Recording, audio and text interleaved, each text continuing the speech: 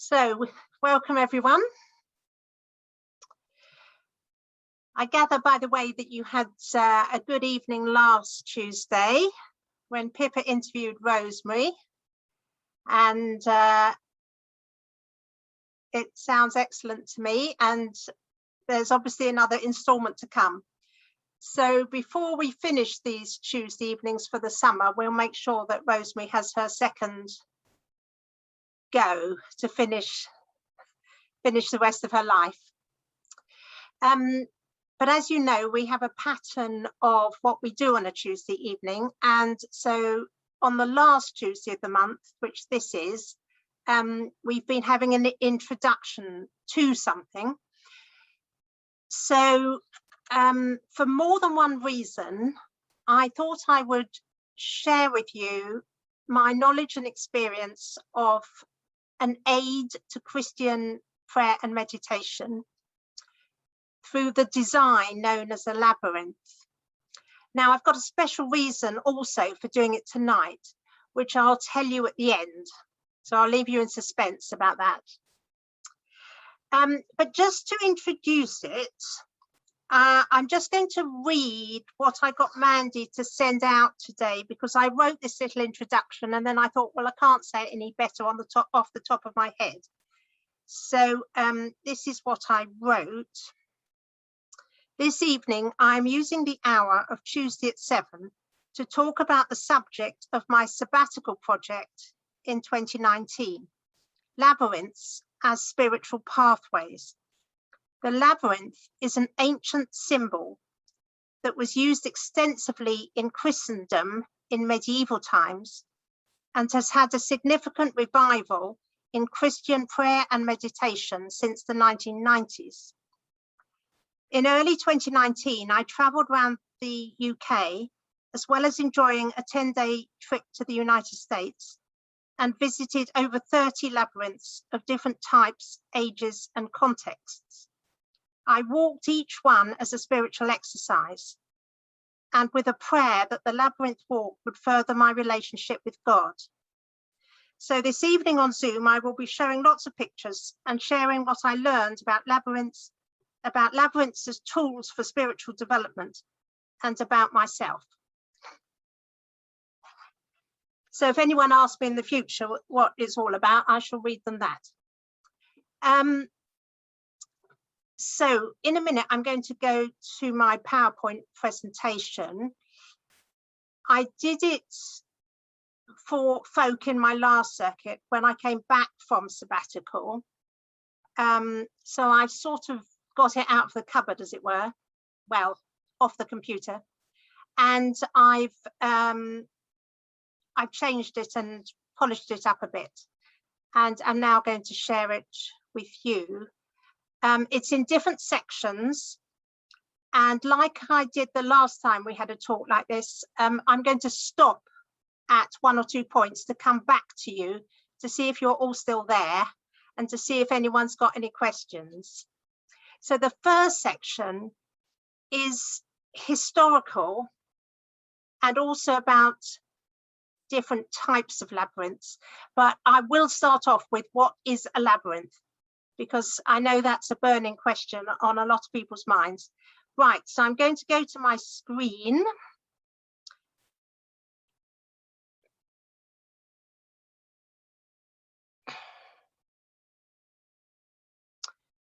And the first slide.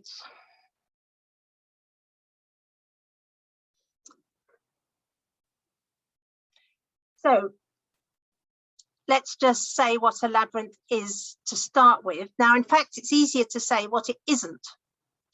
But the answer to what it is that it is a design, often circular, with a path, with an entrance and a center.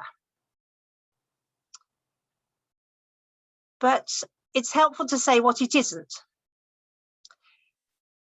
In the way I'm talking about it, it's not something mythical and strange. Now, it was a mythical item. Oh, just a minute, I'll let Rosemary come in. There we are. The first mention of labyrinths is as part of the myth, where a labyrinth was built in Greece to hide the Minotaur, and that labyrinth was definitely not straightforward. It was a maze. It was something that was very difficult to get out of. Now that concept of a labyrinth was then produced on rock faces, in ancient pavements and on walls. It was on coins. But interestingly, when the design was reproduced in those ancient times, it usually did have just one path that you could easily go in and come out of. So although there was this story about the Minotaur and the labyrinth, the representations were unicursal, one path. But in medieval times, somebody had the idea of making a labyrinth that you could walk through that actually was a puzzle, that had lots of paths, that had dead ends. And at this stage, the word labyrinth and the word maze were interchangeable. But as time wore on, and as mazes as puzzles grew more popular, there became a distinction between a labyrinth being unicursal and having one path, and a maze being multicursal and having lots of paths. So today, when one talks about a labyrinth, it is definitely not a maze. It is a design with an entrance and a single path that takes you to a center.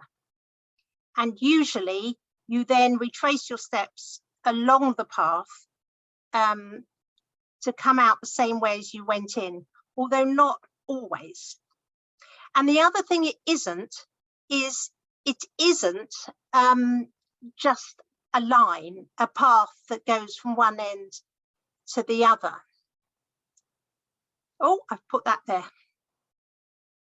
And I just wanted to show you this photo, which is of a spiritual garden that's been created in Derby. Now, one of my daughters lives in Derby, and this is attached to a Christian bookshop that I've been to several times.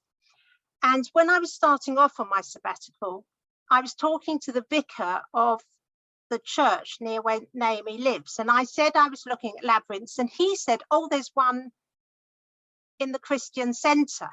And I thought, oh, I don't remember one there. So I had to go to this bookshop and cafe again and go out in the garden and see what was there.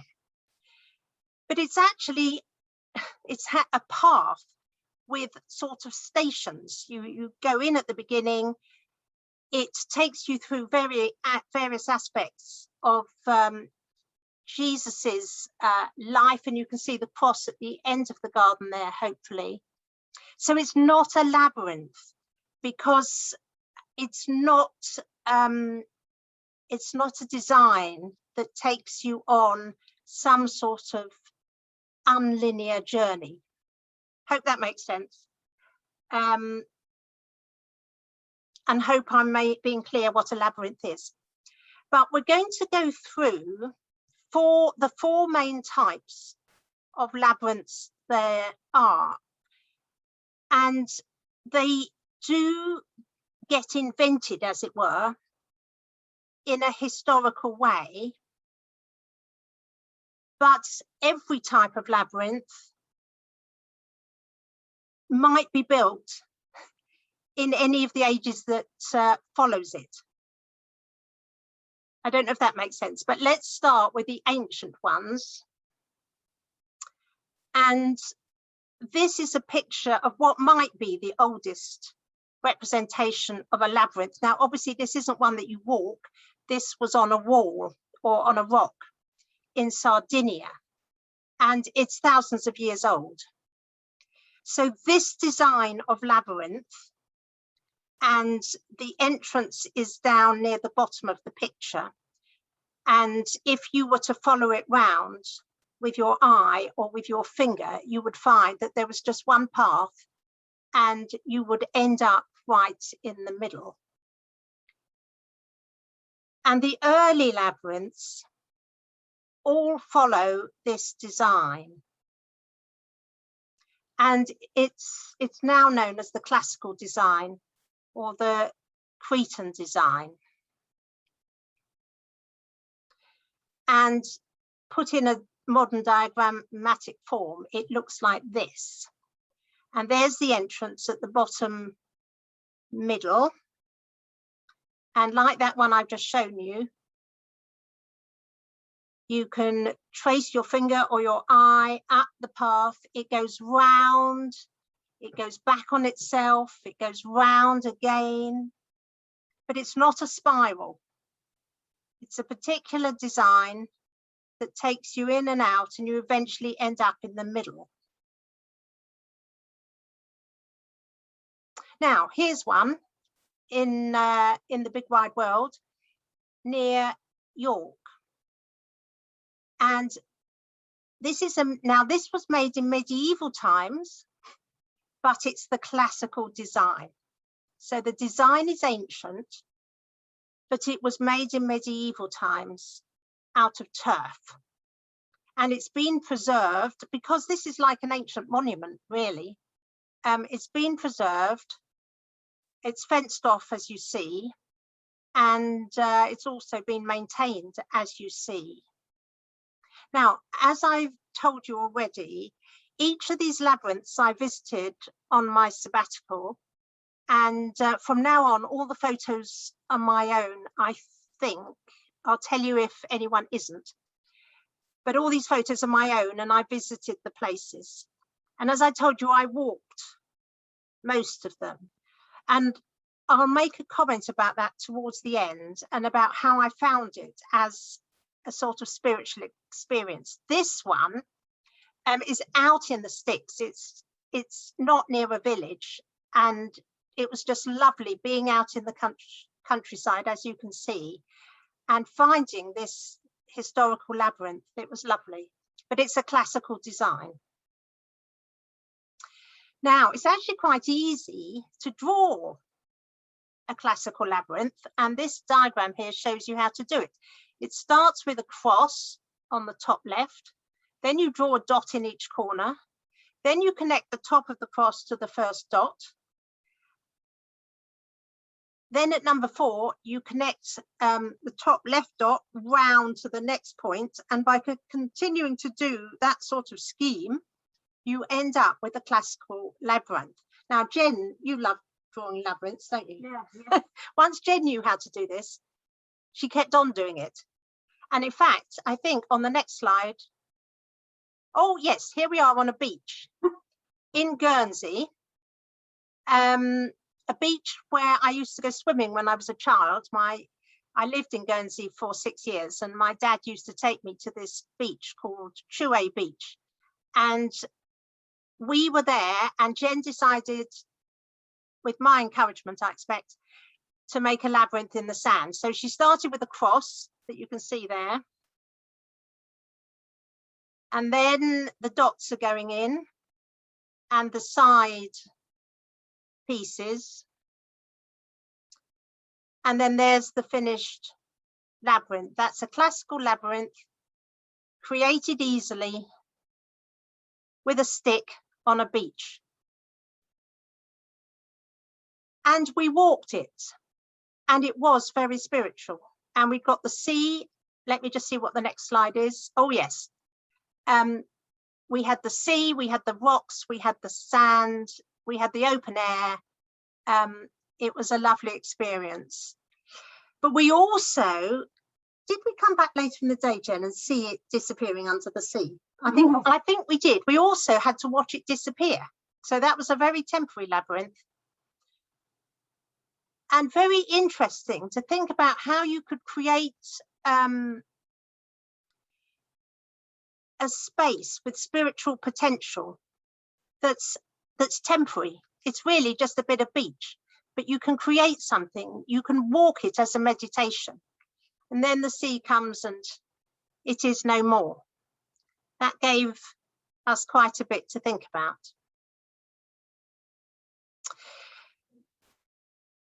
When the Romans came, they had their own design of labyrinths. Now, most of their designs went into mosaics. Maybe they could be walked or maybe they couldn't. This is the Roman design of labyrinth.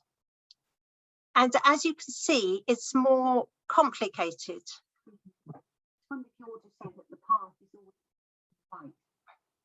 Jen wants to say that the path is always the bits in white. That's probably very helpful. At least it is on these diagrams. Yeah. This one has got the path at the bottom just on the right of center going in. Now, the thing about the Roman design is that the path goes in and goes round each quadrant separately.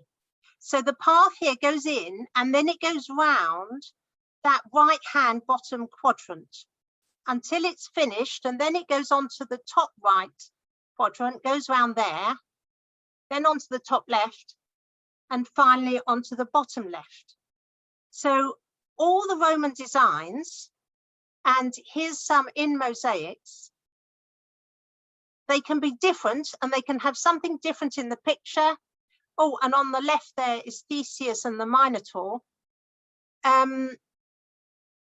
They can be different, but they all follow that design of having the path go around one quadrant at a time. Whereas that classical one I showed you, the path goes right round the design before it goes back again. Now, Sarah, I think I've got your labyrinth coming up. Sarah and Geraldine built a labyrinth in their garden, and I know some of you have been there. I know some of you have walked it. I have been on 2 or 3 occasions, and or more than that probably. And this is I think it's probably an early occasion. Sarah can tell us later. I've got one a bit later in my presentation where the flowering has developed and it's summer rather than winter, which this one is. But I like this picture because the gate is open, it invites us in. Now, Sarah designed this herself,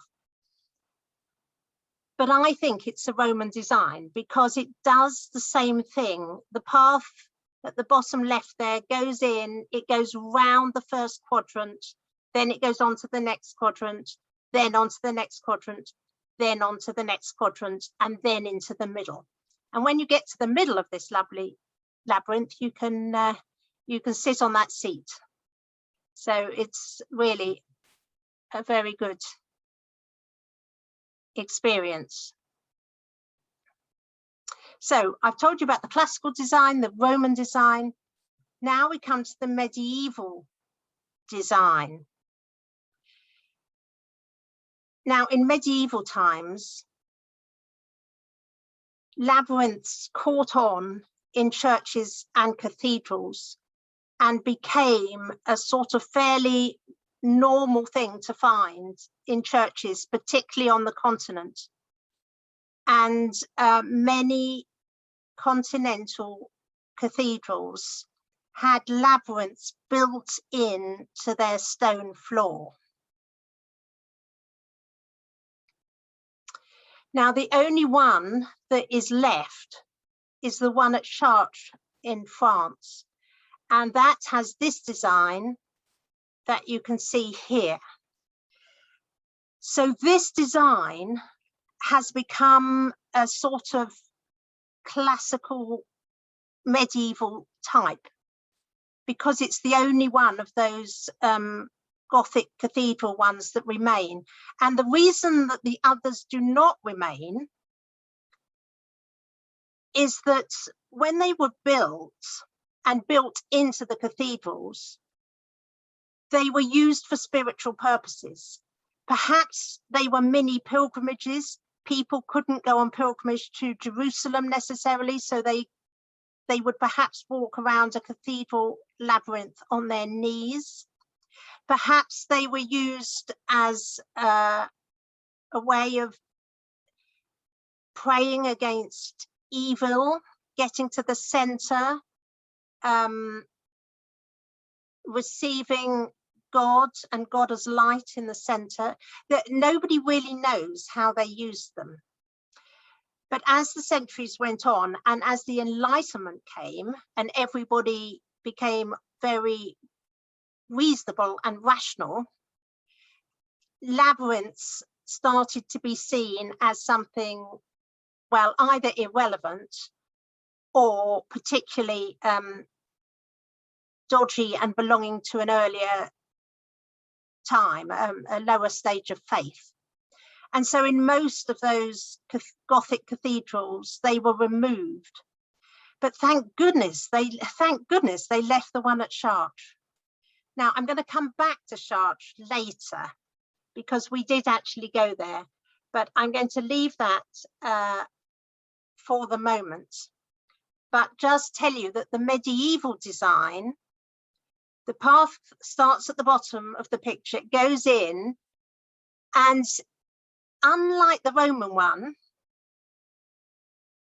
the path goes through the whole design backwards and forwards.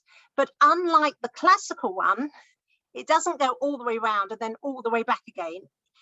It goes back and forth, short paths, long paths. One moment you're in one part of the design, the next moment you're in the next part of the design. So it's much more complicated. And the one at Chartres has got 11 circuits. Now, the other medieval ones didn't necessarily look like this. They were variations on a theme, but they followed a similar basic design. And this one at Chartres has got a center, as you can see, with 6 sort of interlocking circles. Now, this is another turf labyrinth that was built in medieval times, like the one I showed you earlier. But the earlier one I showed you was a classical design. But this is a medieval design. It's not the full one, not 11 circuits like Chartres. In fact, just doing a quick count up there, it looks like there's 7 circuits. This was in a lovely setting. This is Yorkshire again, overlooking some mudflats and a confluence of some rivers. And I went late afternoon and the sun was shining and it was just lovely to walk round. And that particular one in a village called Orkborough is actually in the porch of the church. You can see it on the floor there. So it has Christian resonances, not just a grass labyrinth in a public place. Now, this next one I'm showing you has been built in recent times, but it's a Chartres labyrinth. It's a full Chartres labyrinth. There's 11 circuits there. It's more or less an exact replica. And it's in a retreat house in Devon at a place called Sheldon, where I've been to stay a number of times. And I love this labyrinth. The genuine, well, the original one, I mean, in Chartres, has got sort of teeth like in a cogwheel around the outermost circle. And this one at Sheldon has got those as well. It's more or less an exact replica. Now, I wanted to show you this one because it's one of the ones in East Anglia. In Saffron Walden, there's more than one labyrinth actually. Now this one's known as a maze, but it is a labyrinth because it's only got the one path. It's not the Chartres design, but it is the medieval pattern of going round, as I told you. And this one has got sort of bastions, 4 loopy bits at the four points. And this takes a long time to walk round. In fact, I think it's got 17 circuits, but it's a medieval design. So you can see that it's not straightforward to categorize these labyrinths, because they might have been made at different times, but they could be any one of these designs. But there's a 4th category, which is contemporary designs. Now, I haven't been to many of these, and really it's a design of labyrinth that's not classical, not Roman, not medieval. It's just a contemporary designer making a path, one path that interweaves and goes round and round to some sort of center. The only one I could find on the internet to show you is this one. And I think that's a labyrinth in America, but you can see how it's a bit more of a random design, and it comes under this category of contemporary. I went to a very small one that's in a hospice. Now, as well as retreat houses and cathedrals and stately homes and public parks, labyrinths in recent years have been built in hospitals and hospices as therapeutic use for patients. And what you're seeing here is a little chapel in an Oxford hospice.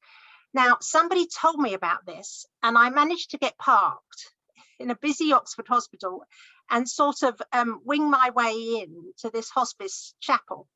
And when I got there, it was set up, as you can see, for a little group Bible study or something, but I wanted to walk that labyrinth under the floorboards, under the chairs.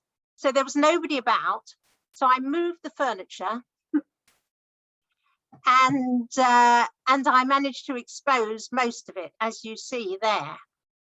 I think that's a contemporary design because it's not classical, it's not medieval. It's just a sort of snaky path that goes to a center. This was one of the most moving ones that I walked, mainly because as I walked it prayerfully, I remembered that my mother had died not long before in a hospice. And suddenly the whole walk was taken up with me thinking about my mum dying in the hospice. So by the time I got to the center, I was really very emotional. And one interesting thing about walking a labyrinth prayerfully is that it's different every time. It's not like saying the Lord's Prayer and you know the Lord's Prayer and you know what you're saying every time. Every labyrinth walk is different. Of course, you can say the Lord's Prayer on the labyrinth, incidentally, and that's something one could do. Okay, I'm going to come back to you, as I said I would. Oh, good, you are all still there. Excellent. Anyone like to ask a question just before I go on? Just raise your hand if you do. I'm happy to go on talking. Okay, I shall go on. So,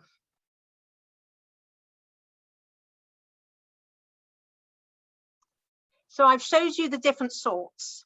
And now I want to show you some of the other ones that I visited on my sabbatical. Starting off with the medieval turf ones. Now there's 8 of those remaining in our country. I mean, there must have been a lot in medieval times. And several of them are in East Anglia. These are the ones I visited. Alkport in Lincolnshire, Hilton in Cambridgeshire, Saffron Walden, St Catherine's, and all those are medieval designs. And then that Yorkshire one I showed you that's classical. But here's the one in Hilton, which is near Cambridge. It's dated 1660, although they think it's a bit earlier.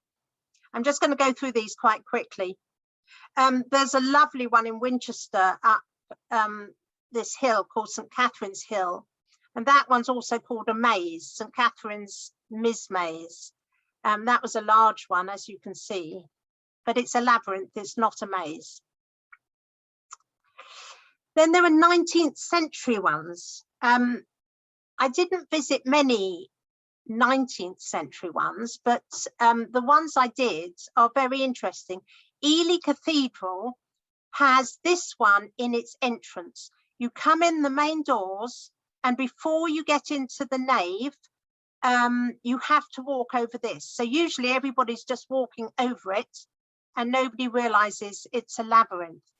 But I managed to go when it wasn't so busy, and I was able to walk it with other people walking across and looking at me a bit strangely, but I walked it and got to the middle. Oh, that proves it. I asked, there was a sort of somebody on guard, and I asked them to take my photo. Now this lovely labyrinth is in Hampshire, and this is 19th century. It's in a little church that's now redundant, and it's called Itchen Stoke, and the labyrinth is under the altar table there. So I just wanted you to see what it looked like first. It's a medieval design, but it's got rings in the middle, but it's a variation on the Chartres design. Now, I read in the guidebook that you couldn't walk this labyrinth because it looks like this, and there's an altar table on top of it. Now, I was in this church on my own. It's a redundant church, and the Historic Churches Trust keep it going. And there was nobody there, and I thought, I'm going to walk this labyrinth. Whoever put it in, they must have meant it to be walked. So there's my feet. And of course, I had to, I couldn't walk it fully because of the table being in the way. I thought you were going to... Well, no, I didn't dare. So now we come on to much more recent times. The 1990s saw a revival of labyrinths. People in the Christian setting started to realize that they had possibilities for meditation, for prayer, for silent communion with God. I went to, I met a girl, a young lady in a retreat house, and I just happened to get talking to her over breakfast, and I mentioned I was going around looking at labyrinths, and she was writing a dissertation on a labyrinth in a church in Leeds, which was just an amazing coincidence. And later in my labyrinth, later in my sabbatical, I was able to go to Leeds, meet up with a young lady, and she showed me this labyrinth in the church. It's right at the top east end there. And in the 1990s, the curate's wife had got this labyrinth painted onto the floor. Now, I walked this one, but the young lady left me to get on with it on my own. And I asked her if she had walked it. And she was writing a dissertation about this labyrinth and its use as sacred space in the church. And she had never walked it. So I can't remember what I said, but I told her she jolly well should walk it. And it was absolutely lovely. Oh, here it is, another picture. And in fact, when you end up at the center of this one, you're looking towards the east window. And yes, there's an altar there and the east end of the church. And somehow you get to the center and you think, I'm not meant to be looking at the center, I'm meant to be looking at the altar. Now, I want to tell you about my trip to America. I went to some friends in Kansas, but before that, I went to San Francisco. And the reason I went to San Francisco because of this cathedral, Grace Cathedral. Now, it looks like an English Gothic cathedral or a French Gothic cathedral, but it was built in 1964. So it's a modern cathedral. And the reason I went there is because they have an indoor labyrinth and an outdoor one. And in the 1990s, a lady who's a canon of the cathedral, Lauren Artress, went to Chartres and saw the labyrinth there. Now, in fact, in Chartres at that time in the 1990s, there were always chairs over the labyrinth because it's in the nave and they had all the chairs there for services. And when Lauren Artress went with some friends, the nave was full of chairs and they couldn't see the labyrinth. So they did what I did in that hospice. They set to and moved all the chairs in Chartres Cathedral, uncovered the labyrinth and then walked it. And Lauren Artress came back to Grace Cathedral and set about getting a labyrinth in the cathedral. To start with, it wasn't a permanent one, but eventually this outside one was built and there were people walking it all the time. When I stayed in San Francisco, I went to the cathedral several times and every time there were people walking the labyrinth. And I asked somebody to take my photo. I'm going to come back to Grace Cathedral in a minute, but I'm going on in time now to labyrinths built after 2000. Lauren Artress, when she had got the labyrinth going at Grace Cathedral, then started doing workshops and promoting labyrinths in Christian circles. And suddenly there was a whole movement. And Lauren can be described as the founder of the modern labyrinth movement in Christian circles. There are labyrinth movements in other circles, but in Christian circles, Lauren Artress is really an important person. So 2000 onwards, lots of labyrinths started to be built, including in the cloisters at Norwich Cathedral. I'm not terribly complimentary about the one in Norwich Cathedral because it's just flat on the ground there. There's nothing in the centre except a plaque that says it was built in, it's either 2000 or it was for the Queen's Jubilee, I think. Anyway, it's nothing very spiritual about it, but nonetheless, it is a nice labyrinth and you can walk it when there isn't a sign saying don't walk on the labyrinth, which there often is. This is not my photo. I've got that from the internet. That's what the Norwich one looks like from above. It's a medieval design. And here are, now when it's sunny and it is open, there's always people walking this one and children love to run around it. Here, the path is the grass and the stones are the walls. So that was built in around 2000, and lots of cathedrals around the country now have labyrinths of one sort or another. I went to Wakefield Cathedral where there's this labyrinth at the back of the nave. It's near where you come into the church. There's a lovely church in Abingdon in Oxfordshire where they don't have chairs on their labyrinth. They've got it at the back of their nave there, and they set the chairs out so it doesn't go onto it. And they have weekly openings of the labyrinth, and they do various things using it. So I'm very much in favour of this particular one. And I've been more than once. And this is its own design. They discovered in a book an Abingdon labyrinth design, and this labyrinth in the church was built to that design. So it's kind of unique, that one. Now there's a Methodist church with a labyrinth, Chislehurst. I'd been told this by a lady who'd been the minister of Chislehurst, and on my sabbatical, I went to worship there on Sunday morning. But oh dear, the labyrinth is in the main part of the church, and so there were chairs on it.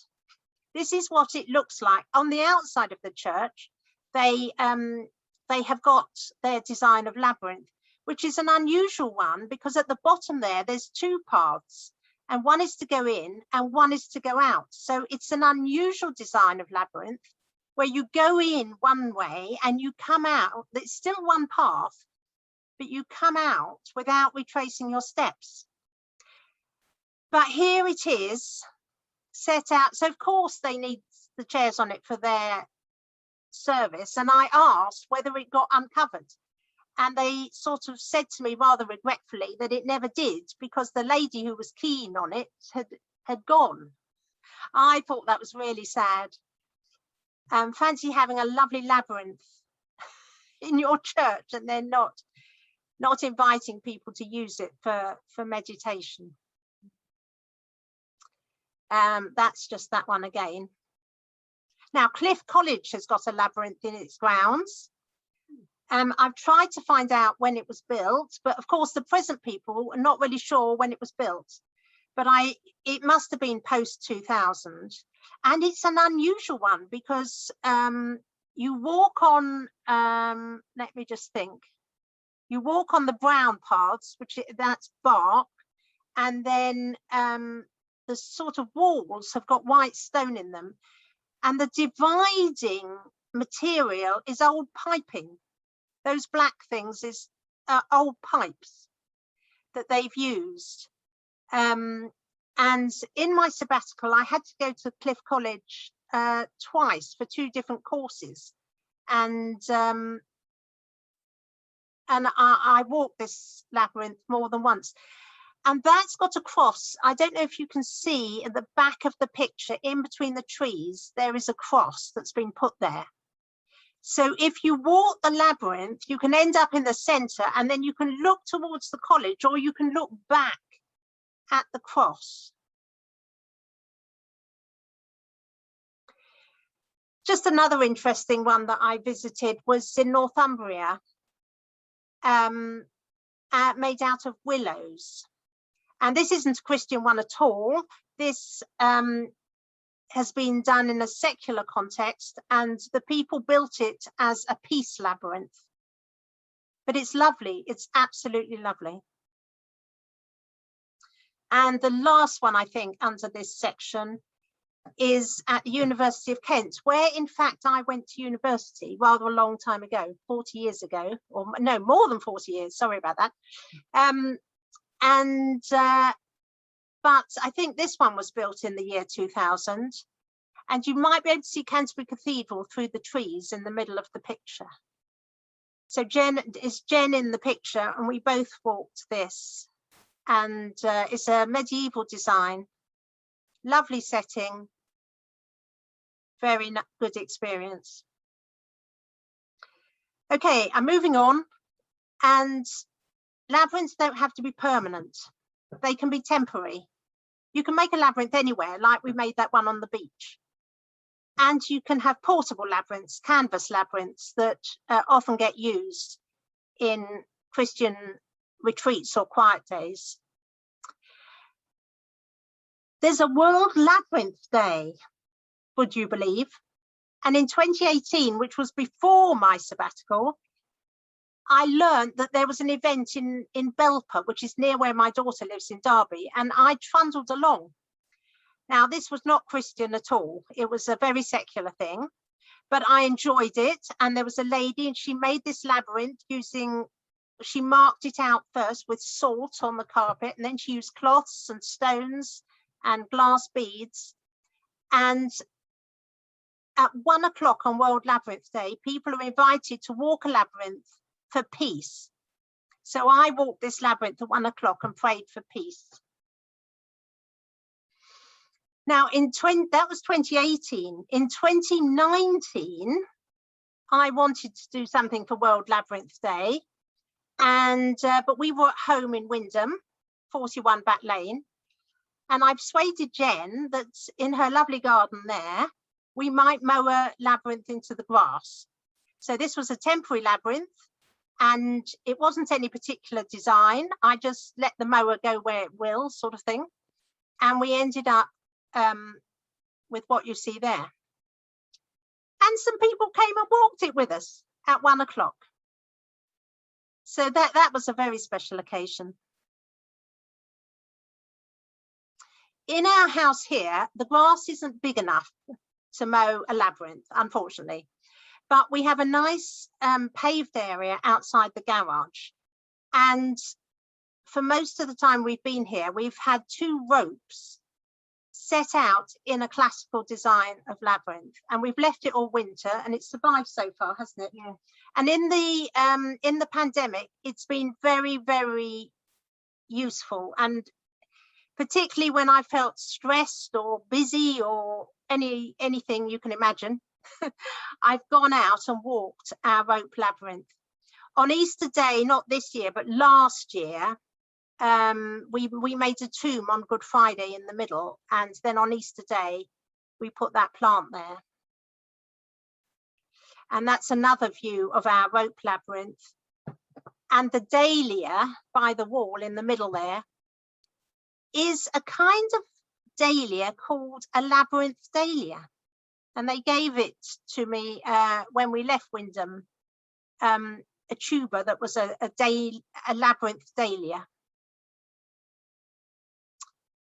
I got that photo off the internet just to show you, and I'm sure many of you have seen portable canvas labyrinths, and they're expensive, but they're a way of people being able to hold special events and invite people to walk a labyrinth without there actually being a permanent one. I'm just going to crack on now. Special labyrinths. And this is where I'm just going to share with you what I discovered for myself about the spirituality of them. This is in Devon. You can see it was a very foggy day, but a very intriguing labyrinth because the path tracks the geological coastline in that part of Devon. Now, this is a photo I got off the internet. That's what this labyrinth looks like. It has bastions at the corners like the Saffron Walden one, but the actual stone in the path, the rocks, are in chronological geological order. So it's a very interesting labyrinth, and in the 4 corner bits there were actual ammonites. So it's a special one. But do you know, when I walked this one, I found it very difficult to make any sort of spiritual engagement.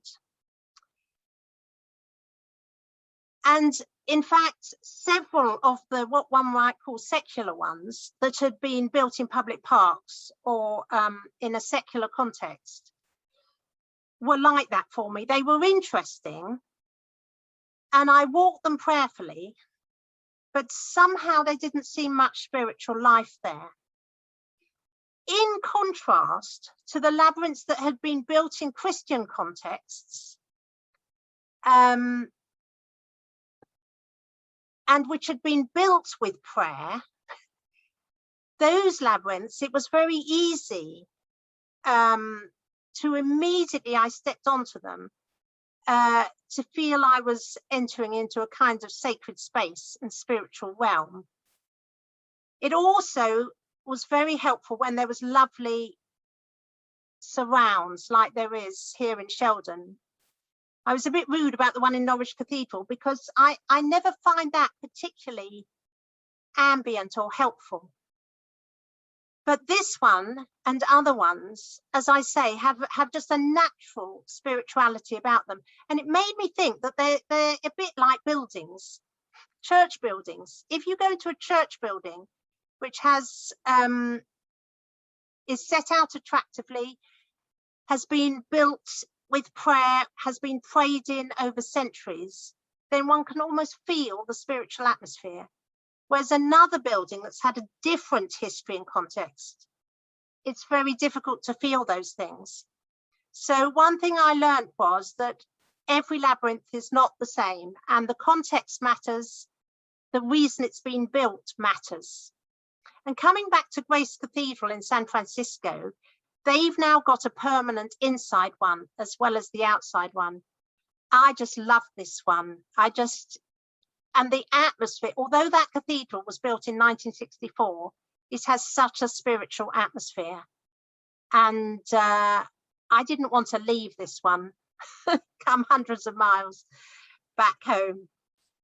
But now I have to make do with the picture. Now, also, while I was in San Francisco, I told you about Lauren Artris, who built those labyrinths. And my time is going, so I can't tell you the full story. But on an online auction, I bought lunch with her. Now, I know that sounds weird, but there was an online auction. One of the main prizes was to have lunch with Lauren Artris. And I won't tell you how much I paid for it, but I thought it was a one-in-a-lifetime experience. I established that I could meet her while I was in San Francisco, and I was only there 5 days. But to cut a long story short, I went out to Walnut Creek where she lives. And this is a labyrinth in her community. It wasn't hers.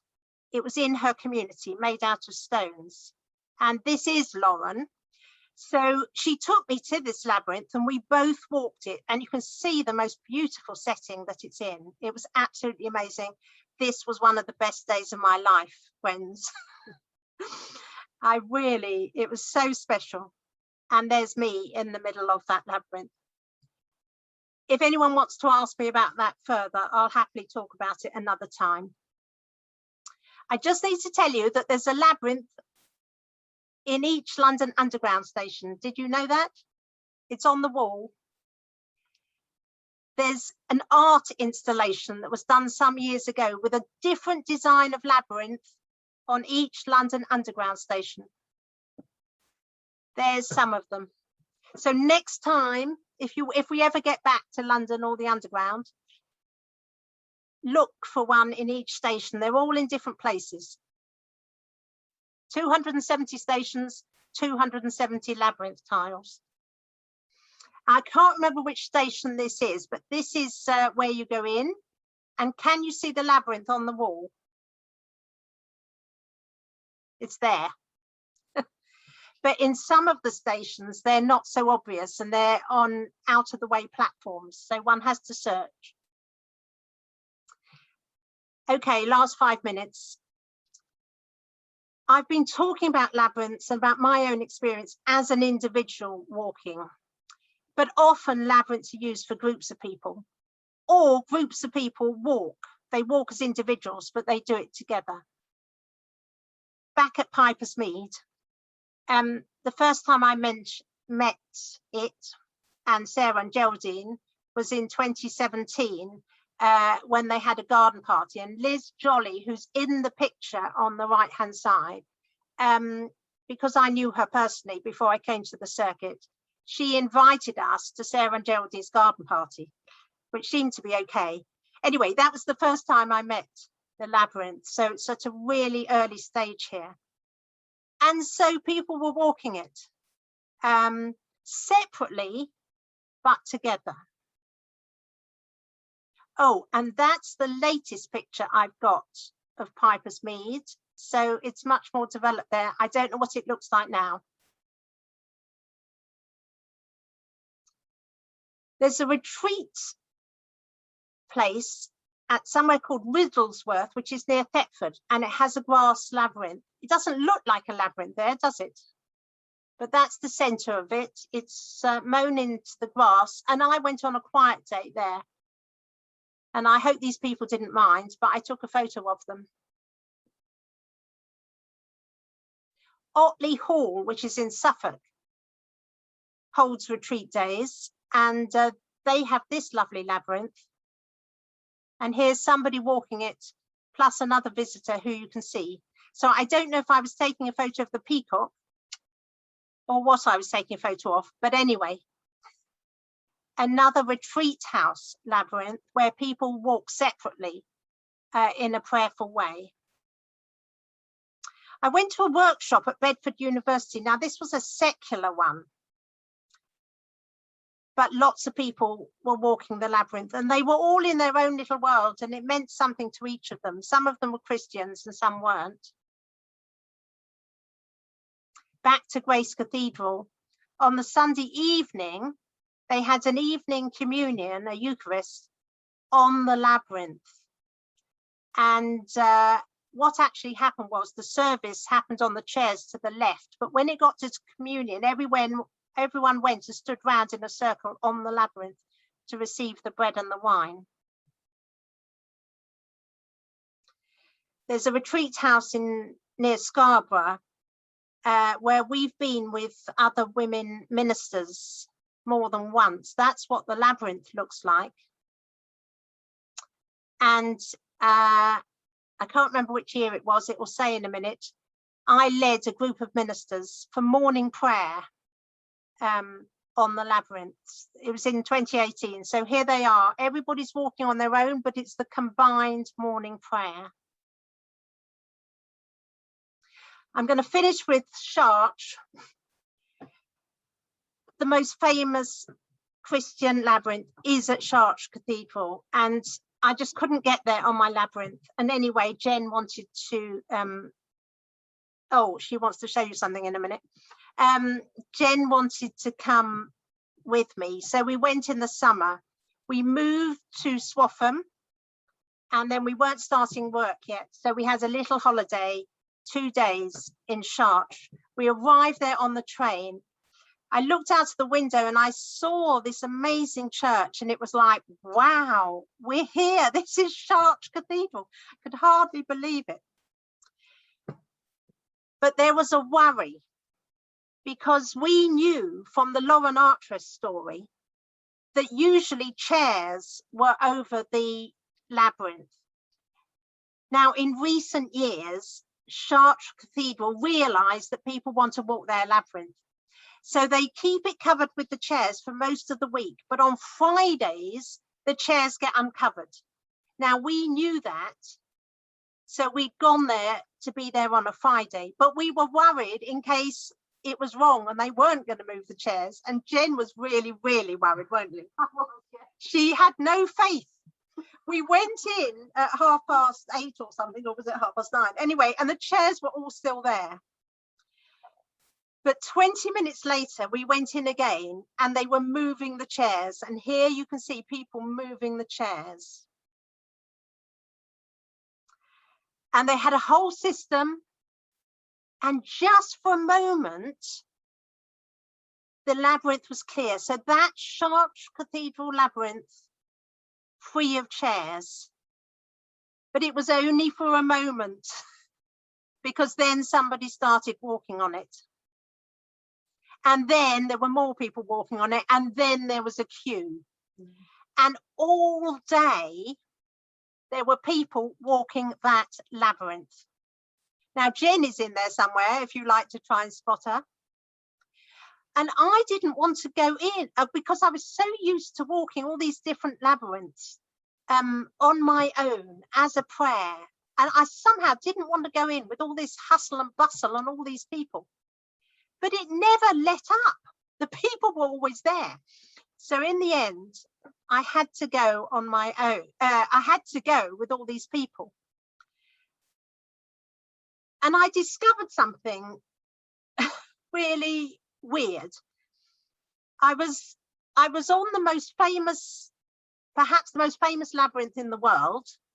I've been looking forward to coming for months and months. This was the climax of my whole project. I was walking the labyrinth, but I was finding it frustrating. The people in front of me were so slow. There was too many people. Where was the prayer in all of this? And I didn't like it. Now, we had a lovely time in Chartres, and there's some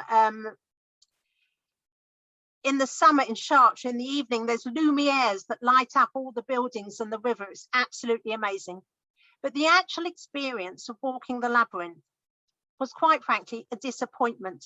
I thought I find it more spiritual walking a mown labyrinth into my own back lawn rather than come all the way to France to a Gothic cathedral. But it taught me something, and that is that it's not just about whether a labyrinth is in a lovely setting or a Christian setting. It's what one's own attitude is like. And again, it's like going to church. If your attitude is closed, or you get cross with something, or you don't like the preacher, then you're not going to be very open to God. But if one's in one's own back garden, on a path you've mown into the lawn, and you're open to God and you ask him to speak to you, then that's how you're going to have a spiritual encounter. So it was very interesting going to Chartres, and I learned this valuable lesson. Here they are putting the chairs back again, even though there's still people in the centre there. I told you at the beginning that there was a particular reason why I was doing this today, and that I tell you at the end. And it's because World Labyrinth Day is the first Saturday in May, and that's this coming Saturday. So this coming Saturday, Jen and I are going to find a labyrinth, and we're going to walk at 1 o'clock for peace. But you don't have to go anywhere to participate in that, because on the internet, one can find finger labyrinths that you can run off, and you can trace a labyrinth round with your finger. And pray for peace. Okay, I'm conscious it's 8 minutes. I don't know whether I've bamboozled you all or bored you all or whatever. Eileen, do you want to speak? Or are you waving goodbye? You're muted. And you're muted, yes. Would anyone else like to speak to me?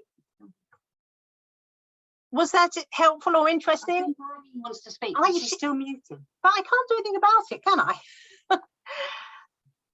Eileen, I can't unmute you. You have to do it yourself. I'm not able to. I've done it. Sorry. Excellent. I don't know whether anybody knows that St Mary's Church in Watton, on their green, which is just adjacent to their car park, there is a mown labyrinth, which has been there, I think, a couple of years. Reverend Kyler's husband mows it, and it's a classical 3 circuit and leads from the outside to the inside, which I've walked several times, especially with the dog in the morning. It's lovely up there. It's really spiritual. Brilliant. So there we are. That's a local one. Yeah. Whether they'll do anything on Saturday at 1 o'clock, they may not know about that. No. So no. there might not be anybody there at 1 o'clock on Saturday. I might be. But you might be. Yes. I might be. Anybody else like to say anything? Oh, Jen wants to show you a cushion she made. Oh, lovely. That was a present for me. I was rather proud of that. That's called Labyrinth. She designed herself on a cushion. Yes. That's good. Okay, we need to finish. Next week, in our pattern of doing things, is the turn for quiz. And it's coming up to Christian Aid Week next week, and Christian Aid have got a quiz that they produce for people to do online. So I'm thinking that's what we should do next week. The week after is one of the sharing evenings where I invite people to bring something. And in 2 weeks' time, I invite you to have a photograph that you'd like to share with other people. But if you can let me have it in advance, email me a photo or send it in the post if you're low tech. I can then screen share any photo that anyone wants to show. So next week quiz, the week after sharing a photo that has a story attached to it. Right, I've let us go on longer than I normally do. Thanks for being here, everybody. See you again. Thank you, Jacqui. That was really interesting. Oh, good. Thank you. Bye. Bye. Bye.